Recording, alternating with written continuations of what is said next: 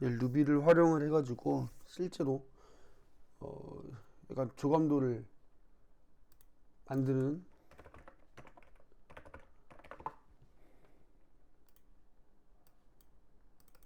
이런 조감들을 만드는 회사에서 어떻게 작업을 하는지 그냥 간단하게 이제 실물을 맛볼 수 있게 제가 간단하게 설명을 드리도록 하겠습니다. 이런 조감도 같은 경우에는 이런 부지들이 있죠. 부지들을 두고 일단 여기를 정확하게 먼저 땁니다. 그러고 나서 여기는 건드리면 안 돼요. 왜냐면 여기 이제 설계를 해야 되는 공간이기 때문에 가능하면 이 바운더리를 아니면 어쨌든 그 선정된 부지들을 정확하게 가져오고 나서 나머지들은 이제 이렇게 표현을 하는 거예요. 지금 보면 이렇게 들어가면 안 되죠. 당연히 물이랑 지금 도로랑 완전 일자죠. 예, 말도 안 되는 지금 그런 것들이 많죠.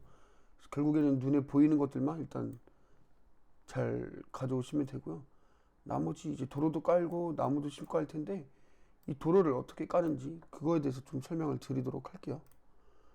여기도 마찬가지로 이런 데는 보통 비슷하게 들어간다고 보시면 될 것 같아요. 근데 처음에 이제 그 여기 업로드 되어 있는 파일도 있겠지만 여기 보시면 이제 점선들이 그렇게 좀 규칙적으로 배치가 되어 있죠. 사실 뭐 이렇게 노면 표시 설치 기준 이런 거를 뭐 정확하게 해서 표현을 하면 좋겠지만 우리가 그것까지 알기에는 너무 힘들고 그렇게 안 해도 되거든요. 사실 차도면 된다라는 것만 보여주면 되기 때문에 작업하면 되는데 저희는 이 기준을 따르고 있어요. 이런 거 다 상관없이 점선에 이거를 3m로 잡고 있고요. 그러니까 3000이죠. 그리고 이 간격이 지금 보시면 이게 안 나와 있구나. 여기를 3으로 잡고 여기도 3으로 잡고 있어요. 단위는 지금 미터로 해가지고 3이라고 한 거고 밀리미터로 바꾸면 3000이겠죠. 아무튼 이렇게 하고 있다라는 거예요. 그럼 이걸 어떻게 설치를 하냐? 일단 이런 거를 만들기 전에 선 같은 거를 잘 따오거나 아니면 지적도에서 아니면 저희는 어떻게 하냐면 지적도랑 실제로 그 현장이랑 다른 경우가 많거든요. 그래서 하늘지도라는 곳에서 이미지를 이렇게 가져오게 돼요. 그리고 다운로드를 누르면 뭐 로그인 하라고 나오는데 귀찮죠? 자, 다운로드 키를 누르면 이렇게 이미지를 뽑을 수가 있거든요. 왜 누워서 나오지? 그 다운로드를 한다고 하면 이미지가 이렇게 떠요. 좀 걸리네요. 이렇게 뜨죠. 이걸 스케치업으로 그대로 불러와서 이제 다운받은 지적도랑 위치랑 크기를 맞추고 그다음 만약에 여기 국회의사당을 없앨 수는 없겠죠. 여기를 이제 재개발을 한다거나 여기에 뭔가 다른 설계 계획이 들어가면 이 부지에 대해서만 정확하게 따고 나머지는 러프하게 도로만 크게 이렇게 만들어줘요. 이게 지금 이런 상황이라고 보시면 될 것 같아요. 여기가 지금 그런 계획 공간인데 이런 식으로 그 위치에 맞게끔 배치를 하게 됩니다. 그러면 이걸 어떻게 배치를 하냐? 우리 JHS 파워바에 보시면 이거 카피 얼롱 패스라는 게 있을 거예요. 소스 받아보시면 이걸 하나씩 다 뜯어볼 수 있거든요. 어쨌든 우리가 이제 여러 개를 배치를 해야 되니까 그만큼 관리를 해야 되는 대상들이 많겠죠. 근데 그 많은 대상들을 우리가 컴포넌트로 묶어가지고 작업을 한다고 하면 하나 수정할 때 편하게 한꺼번에 수정을 할 수가 있겠죠. 그리고 재질 같은 경우에도 한 번에 넣을 수가 있겠죠. 그리고 따로 주는 이유가 뭐냐면 실제로 이 노면 같은 걸 보세요, 여러분들이. 이런 노면 표시한 것들이 두께가 있어요. 약간 좀 두껍게 얇게 올라가거든요. 그래서 이렇게 표현을 한 거고 이거를 일단 이런 식으로 선을 땁니다. 차선이 들어가는 부분들을. 이건 여러분들이 그 아까 이미지를 깔고 하시거나 아니면 도로 같은 거를 이렇게 가이드선을 뽑아요. 지금 이 선을 더블 클릭하면 가이드선이 생기거든요. 이렇게 생겨요.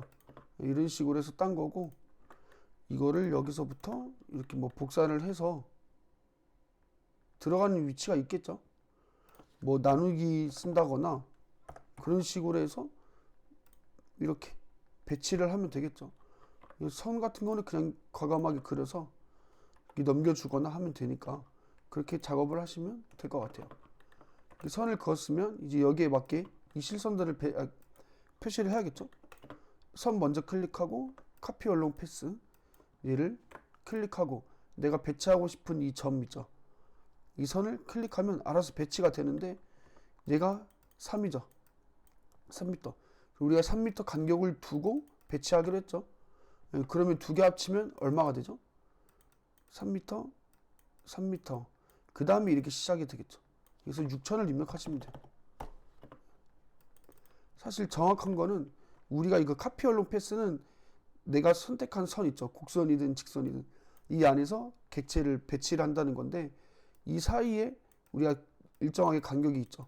근데 우리가 방금 입력한 거는 사실 빈 공간만 보면 3천만 입력하면 되지 않냐라고 생각할 수 있지만 얘네가 그 기준이 있어야 어느 선에다가 이제 그 배치를 한다거나 하겠죠. 이거 배치가 되는 기준은 얘가 가지고 있는 이 컴포넌트가 가지고 있는 축 있죠. 이 원점이 기준이에요. 그래서 이 카피 얼롱 패스라는 거를 쓸 때는 여기 보시면 디스턴스 비트윈이 있는데 이게 원점 to 원점 이 거리를 말하는 거예요. 원점에서 원점의 거리를 말하는 거기 때문에 여기 3, 여기 3 이렇게 나와 있죠. 그래서 우리가 총 6천을 입력해서 배치를 한 겁니다. 이렇게 필요 없는 거 나중에 정리를 해주시면 돼요. 그리고 나서 우리 차선도 이렇게 가는 게 맞겠죠. 이 차선에서 이 차선으로 차가 이 안에서 돌아야 되니까 맞죠? 그래서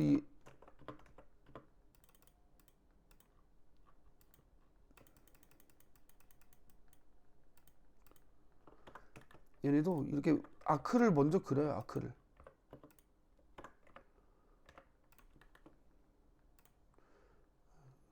얼추 그리시면 되는데 이건 답은 없어요. 정확하게 하고 싶으면 원래는 이렇게 나와 있죠.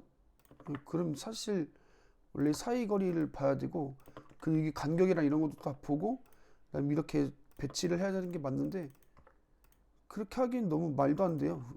정확하게 맞출 수가 없기 때문에 그냥 아크로 대충 이렇게 맞춰주시면 되고 이걸 가지고 또 이렇게 얘를 가지고 배치를 하면 되는데 생각보다 가운데 있는 선들이 조금 짧게 들어갈 거예요. 그리고 그게 이쁠 거예요. 어쨌든 우리는 법규 이거 설치하는 그 방법이 중요한 게 아니라 이 공간을 표현하는 거를 우리는 중점적으로 가지고 가야 되기 때문에 이 컴포넌트가 있으면 선 선택하고 그 다음에 카피 얼롱 패스해서 적당히 간격을 주세요. 2,500 하니까 별로네요. 4,000 4,500 나쁘지 않죠? 그리고 이제 선들이 이 횡단보도 위에 있으면 안 되겠죠. 그래서 빼주면 되고 이거 같은 경우에도 이제 우리가 뭐 배치를 할 수는 있다마는 이렇게 배치를 계속해서는 할 수 없기 때문에 일단 선을 쭉 그어요. 여기서 붙으면 안 되겠죠. 선을 일단 쭉 그으세요. 이렇게 대충 그리는 이유는 제가 설명드릴게요. 잡고 익스트루드 얼롱 패스라고 해가지고 이 선을 따라서 사각형 형태로 팔로우 미를 하는 그 스왑 기능 같은 게 있거든요. 그래서 여기 보통 치수를 네모판을 그린다고 했을 때 지금 두께는 준다 했죠. 이 폭을 저희는 300을 쓰고 있고요. 높이를 10mm 정도 쓰고 있어요. 그래서 300에 10 엔터해서 오케이 누르시면 돼요. 그럼 이렇게 들어가죠. 바로 우리가 그린 직선 위에 이 직선 위에 이렇게 사각형 형태가 생겨요.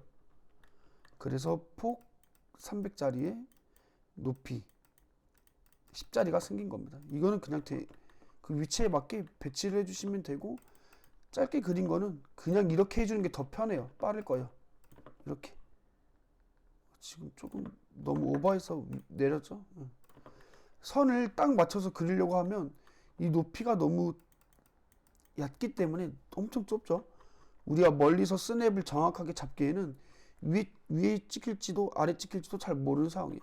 그래서 그냥 바닥에 확실하게 그어주고 입체 형태가 됐을 때 이 끝에 부분만 이렇게 드래그해서 잡고 뭐 무브로 옮기셔도 되고요. 뭐 저처럼 이렇게 푸시풀로 이렇게 잡아서 움직여도 돼요. 그래서 이렇게 실선 같은 경우에는 선을 따세요.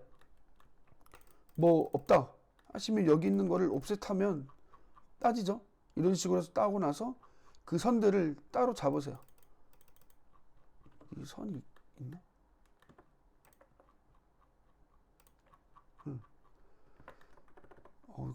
끊어져 있네요.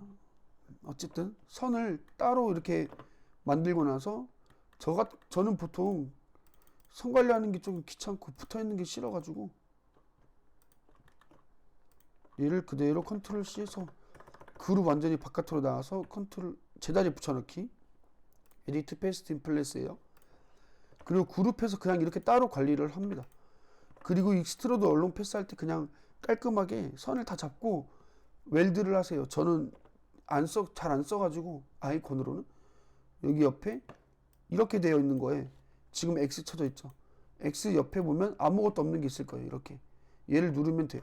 아니면 우클릭해서 웰드 엣지라고 해가지고 누르면 그 선이 붙고 캐드에 조인이라고 생각하시면 돼요. 옆에 그 이렇게 루프 형태로 되어 있는 거는.